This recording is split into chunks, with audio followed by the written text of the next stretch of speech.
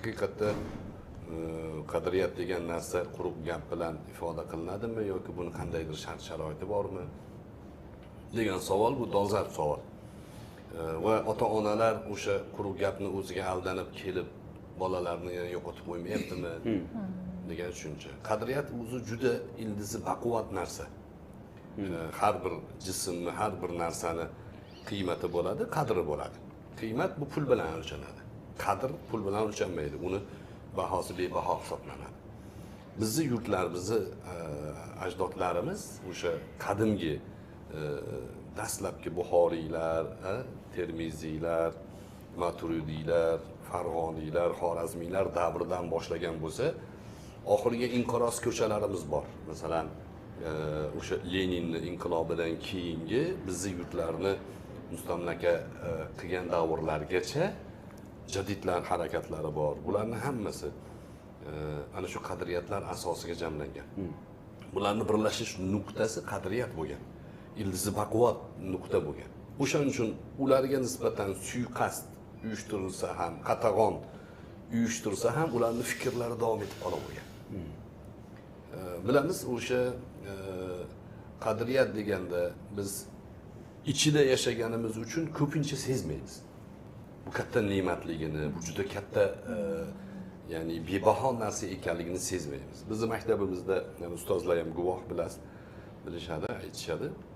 Masalan, o'sha okean ortida yashab, yaxshi pul topib, sharoiti, hayoti zo'r oilalar ham bolalarini tarbiyasidan xavotirga tushib qolgan.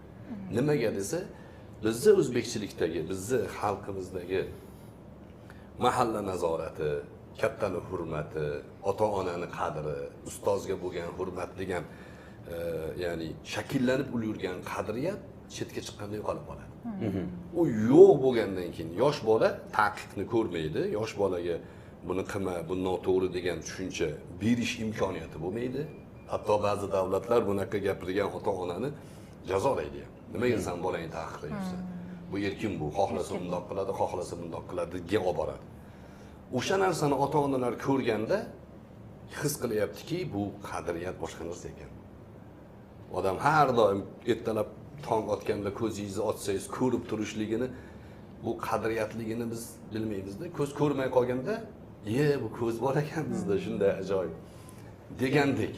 Bu ko'z qorachig'imizdan ham qadrli-da bu bizning qadriyatlarimiz.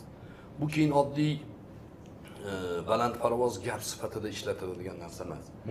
Men ko'pincha o'zim ham qarshi bo'laman, vatan deyaverishim ham to'g'ri emas. Ba'zilar vatanlarni shunday maqtashadi, go'yo sotadigandek. O'shaning uchun uni ya'ni ba'zi iqtiboslarda shuni aytgan edim o'zim ham. Baxtli hayot ko'rsatilmaydi, yashaladi. Bu qadriyatlar ham har doim reklama qilinmaydi, unga amal qilinadi.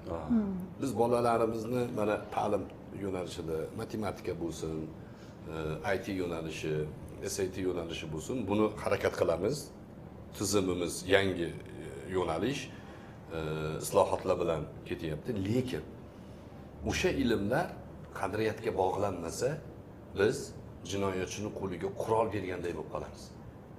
Ilmi zo'r, ma'lumoti yaxshi, lekin qadriyati yo'q. Bu qo'lidagi qurolni millatga qarshi ishlatib yuborish ehtimoli bor.